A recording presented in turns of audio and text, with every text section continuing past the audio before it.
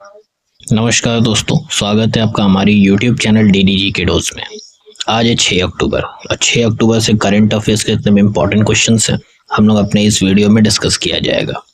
ध्यान रहे वीडियो को पूरा एंड तक देखिएगा ताकि हर क्वेश्चन की डिटेल एक्सप्लेनेशन आपको मालूम चलती रहे, जो कि एग्जाम के पॉइंट ऑफ व्यू से काफ़ी इंपॉर्टेंट है। और जितने भी नए व्यूअर्स आते हैं चैनल पर, चैनल को सब्सक्राइब ज़रूर करें और वीडियो को पूरी देखें। अब शुरू करते हैं हम लोग अपने सेशन को। पहला क्वेश्चन है हमारा, 68वां राष्ट्रमंडल संसदीय सम्मेलन 68वां राष्ट्रमंडल संसदीय सम्मेलन की CPC कॉमनवेल्थ पार्लियामेंट्री कॉन्फ्रेंस कहाँ आयोजित किया जा रहा है? Where is the 68th Commonwealth parliamentary conference being held? Option है आपके London United Kingdom, New Delhi India, Bridgetown Barbados या सिडनी ऑस्ट्रेलिया। तो 68th जो कॉमनवेल्थ पार्लियामेंट्री कॉन्फ्रेंस है वो आपका option number C Bridgetown Barbados में आयोजित किया जा रहा है। तो C करेक्ट है यहाँ पे। लोकसभा अध्यक्ष 68वें राष्ट्रमंडल संसदीय सम्मेलन में भारतीय संसदीय शिष्टमंडल का नेतृत्व करेंगे। सम्मेलन जो है वो 5 से 12 अक्टूबर 2025 तक ब्रिजटाउन बारबाडोस में आयोजित हो रहा है। इस बार का थीम क्या है? तो राष्ट्रमंडल एक वैश्विक भागीदार। लोकसभा अध्यक्ष डिजिटल परिवर्तन के माध्यम से लोकतंत्र को सशक्त बनाना विषय पर कार्यशाला की अध्यक्षता भी करेंगे। बढ़ते हैं अगले सवाल पे। अरुणाचल प्रदेश की पहली वाणिज्यिक कोयला खदान का शुभारंभ कब किया जाएगा? When will Arunachal Pradesh first commercial coal mine be inaugurated? Option है आपके 6 अक्टूबर, 7 अक्टूबर, 8 अक्टूबर या 9 अक्टूबर। तो अरुणाचल प्रदेश में जो पहला कमर्शियल कोल माइंस का इनॉग्रेशन हो रहा है वो 6 अक्टूबर 2025 यानी कि आज के ही दिन हो रहा है। तो ऑप्शन नंबर A करेक्ट है इस क्वेश्चन का। अरुणाचल प्रदेश के नामचिक नामफुक कोयला ब्लॉक में पहली वाणिज्यिक खदान का शुभारंभ होगा। केंद्रीय मंत्री जी किशन रेड्डी भूमि पूजन व खनन पट्टा सौंपेंगे। यह पहल प्रधानमंत्री मोदी के ईस्ट सशक्त बनाओ, कार्य करो, रूपांतरित करो विजन से जुड़ी है। इस खदान से राज्य को हर साल 100 करोड़ से अधिक राजस्व और स्थानीय युवाओं को रोजगार मिलेगा। नेक्स्ट क्वेश्चन है, भारतीय नौसेना के स्वदेशी स्टील्थ फ्रिगेट INS सह्याद्री ने हाल ही में अपने अभियान के दौरान किस देश के बंदरगाह का दौरा किया है? क्वेश्चन लंबा दिख रहा है बट एक इजीली वे में मैं बता देता हूँ। क्वेश्चन बस इतना पूछ रहा है कि INS सह्याद्री जो है अभी हाल फिलहाल में किस बंदरगाह पर गया है? The Indian Navy's indigenous stealth frigate INS Sahyadri recently visited the port of which country during its operational deployment? Options हैं आपके इंडोनेशिया, सिंगापुर, मलेशिया या फिर वियतनाम। तो करेक्ट आंसर है आपका option number B Singapore. INS sorry माफ करें, correct answer है आपका option number C Malaysia.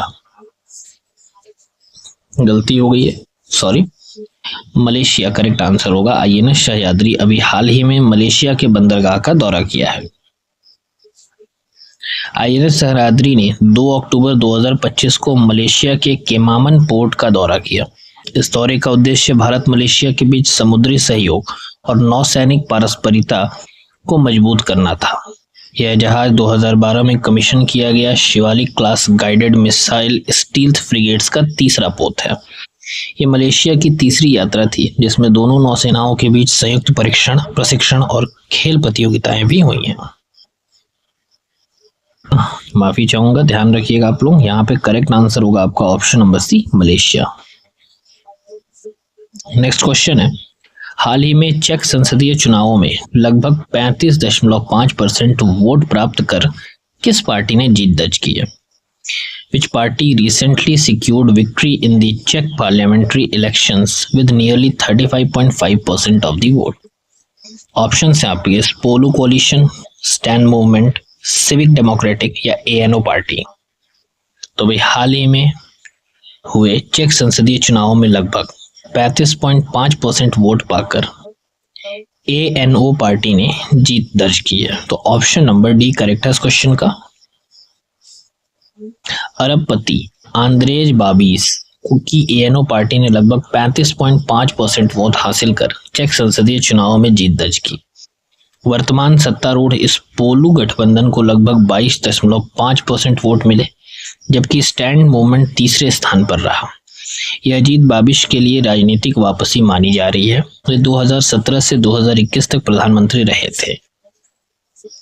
8 million से अधिक मतदाताओं ने 2 दिन तक चले चुनावों में मतदान किया, जिसमें 26 पार्टियां शामिल थी।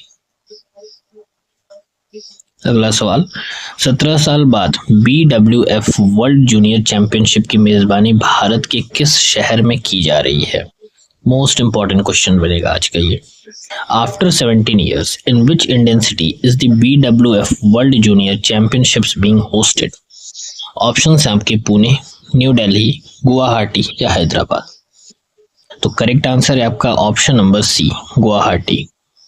गुवाहाटी में 17 साल बाद BWF वर्ल्ड जूनियर चैंपियनशिप की मेजबानी भारत कर रहा है।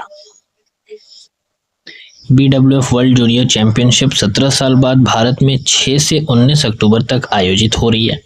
यह टूर्नामेंट गुवाहाटी में होगा, जिसमें 36 टीमें मिश्रित टीम प्रतियोगिता सुहंदिता कप में भाग लेंगे। भारत ग्रुप एच में है, नेपाल, श्रीलंका और यूएई के साथ। इस बार मैचों में नया best of 3 relay scoring format 45 point प्रति सेट अपनाया जाएगा। अगला सवाल, सीमा सड़क संगठन यानी कि बॉर्डर रोड ऑर्गेनाइजेशन ने 2025 में किस दर्रे पर किस दर्रे पर दुनिया की सबसे ऊंची मोटरेबल सड़क बनाकर नया विश्व रिकॉर्ड बनाया है? At which pass did the Border Roads Organization construct the world's highest motorable road in 25? Option है आपके मिगला पास, खारदुंग ला पास, उमिंग ला पास या फिर सेला पास। तो सीमा सड़क संगठन ने 2025 में मिगला पास पर दुनिया की सबसे ऊंची मोटरेबल सड़क बनाकर नया विश्व रिकॉर्ड बनाया है। तो ऑप्शन नंबर ए करेक्ट है इस क्वेश्चन का। सीमा सड़क संगठन यानी कि बॉर्डर रोड ऑर्गेनाइजेशन के प्रोजेक्ट हिमांक ने मिगला दर्रा, इस पर 19,400 फीट की ऊंचाई पर यह सड़क बनाई है। यह रिकॉर्ड 2021 में बने उमलिंगला पास 19,024 फीट के पिछले रिकॉर्ड को तोड़ता है। यह सड़क माफ करिएगा, यह सड़क लिकारू मिगला फुक्ची अलाइनमेंट का हिस्सा है और रणनीतिक दृष्टि से बेहद महत्वपूर्ण है। इस मार्ग से पर्यटन और सीमा क्षेत्र में कनेक्टिविटी दोनों को बढ़ावा मिलेगा। अगला सवाल, महाराष्ट्र के कोपर गांव में भारत का पहला सहकारी multi feed compressed biogas plant किसने उद्घाटित किया? तो सबसे पहले तो आपको यह ध्यान रखना है कि महाराष्ट्र के कोपर गांव में भारत का पहला सहकारी मल्टी फीड कंप्रेस्ड बायोगैस बना है। अब इसका उद्घाटन किया किसने है? Who inaugurated India's first cooperative multi-feed compressed biogas plant in Kopargaon, Maharashtra? Option है आपके नरेंद्र मोदी, नितिन गडकरी, राजनाथ सिंह या अमित शाह। तो करेक्ट आंसर है आपका ऑप्शन नंबर डी, मोटा भाई अमित शाह।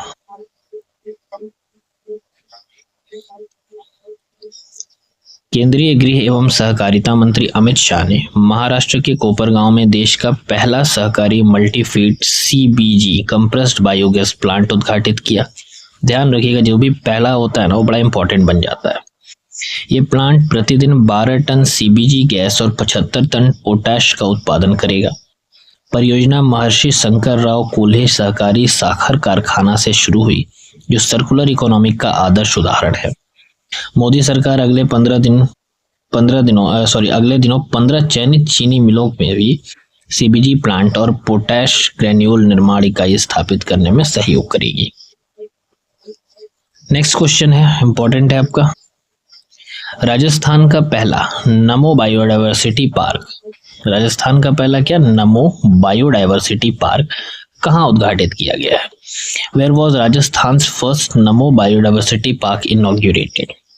ऑप्शन है आपके जयपुर, अलवर, उदयपुर या जोधपुर।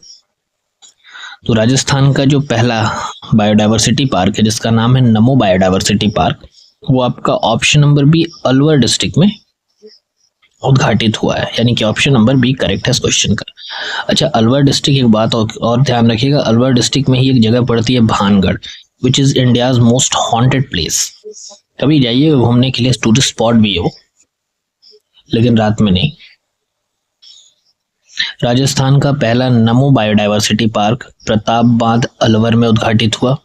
उद्घाटन समारोह की अध्यक्षता केंद्रीय पर्यावरण, वन और जलवायु परिवर्तन मंत्री भूपेंद्र यादव जी ने किया है। पार्क का उद्देश्य स्थानीय हरियाली बढ़ाना, स्वच्छ वायु में योगदान और पर्यावरण जागरूकता फैलाना है।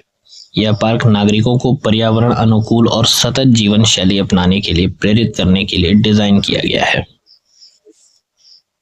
अगला सवाल, वाणिज्य और उद्योग मंत्री पीयूष गोयल ने किस देश के साथ भारत के व्यापार और निवेश संबंधों को मजबूत करने की आवश्यकता पर जोर दिया? ऑप्शन है आपके सिंगापुर, मलेशिया, जापान या यूनाइटेड किंगडम। तो करेक्ट आंसर है आपका option number A, Singapore. Piyush Goyal ने सिंगापुर में आयोजित आई India Singapore @60 partnership for growth and engagement सत्र में यह बात कही। उन्होंने दोनों देशों के व्यवसायों के बीच B2B सहयोग और अवसरों को बढ़ावा देने पर जोर दिया। उन्होंने पिछले 6 दशकों में कूटनीतिक संबंधों की प्रगति और भविष्य में गहन द्विपक्षीय सहयोग की संभावनाओं को रेखांकित किया। सहयोग के प्रमुख क्षेत्र हैं सस्टेनेबिलिटी, डिजिटलाइजेशन, कौशल विकास, स्वास्थ्य सेवा, उन्नत विनिर्माण और कनेक्टिविटी। नेक्स्ट क्वेश्चन है, किस शहर ने भारत का, ये भी बड़ा इंपॉर्टेंट है और उसके बाद वाला क्वेश्चन भी काफी इंपॉर्टेंट है, किस शहर ने भारत का पहला स्लम फ्री शहर बनने का दर्जा प्राप्त किया? मतलब ऐसा कौन सा सिटी है जहां पर एक भी झुग्गी झोपड़ी आपको नहीं मिलेगी? ऑप्शन है आपके जयपुर, पुणे, चंडीगढ़ या अहमदाबाद। तो भारत का पहला स्लम फ्री शहर का दर्जा जो मिला है वो मिला आपका option number C, Chandigarh. Chandigarh ने शाहपुर कॉलोनी के ध्वस्तीकरण के बाद भारत का पहला स्लम फ्री शहर बनाने का दर्जा प्राप्त किया। लगभग 1000 निवासियों को पुनर्वासित कर सम्मानजनक आवास में स्थानांतरित किया गया। शाहपुर कॉलोनी 4 से 4.5 एकड़ भूमि पर फैली थी और इसकी अनुमानित कीमत 250 करोड़ की थी। यह पहला शहरी नवीनीकरण और समावेशी विकास के लिए एक महत्वपूर्ण मॉडल बन गया है। आखिरी क्वेश्चन है हमारा कि भारत का पहला आधिकारिक बाल विवाह मुक्त जिला कौन सा है? Most important question. Which is the India's first officially child marriage free district? Option है आपके राजनांदगांव, बिलासपुर, दुर्ग या बालोद। तो करेक्ट आंसर है आपका ऑप्शन नंबर डी, बालोद, जो कि पड़ता है आपका छत्तीसगढ़ में। ओह सॉरी, माफ करिएगा, इसका डिस्क्रिप्शन में नहीं दे पाया हूँ।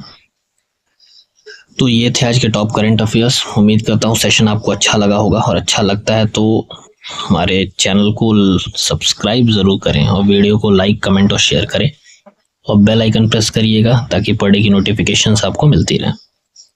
तब तक के लिए धन्यवाद, नमस्कार, हर हर महादेव।